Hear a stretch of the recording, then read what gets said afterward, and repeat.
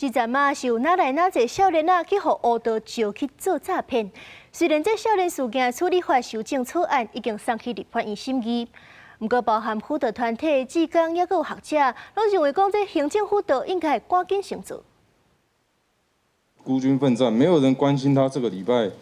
过得怎么样，有没有吃饭，有没有困难，有没有人陪他聊聊。 也没有人提醒他，你做得到，你已经不一样了。目镜在路，即马改革自新的人勇敢站出来，讲家己过去捌迷失，认为人若是做唔对，要重新站起来是真困难。立法院初二一场讨论少年事件处理法，甲要行政辅导优先的公听会，包含社福团体等等的专家学者，表达即马伫少年辅导资源无够的烦恼。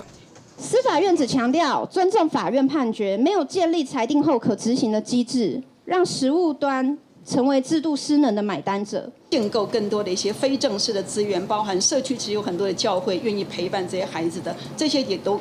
可以再继续去运用。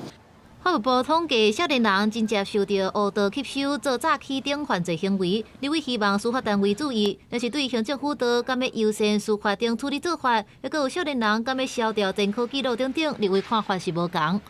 前科涂销这件事情，我们当然必须配合社会的舆论来进行实质的讨论，但也不要忘了，每一个孩子在成为罪犯之前，他其实是一个人。就是说，以少年的母数来算百分比的话，如果连单纯的数字都不断攀升啊，那这个会给我们一个非常深切的反省。 法务部表示，会适时甲司法院讨论解决成年人甲少年人共犯的问题。那行政院同意少年事件处理法修正草案内底，希望少年人伫刑事执行完的3年内，无阁受到别案的处分，才会当消掉记录的修改部分，拢会送立法院审议。公司新闻采访报道。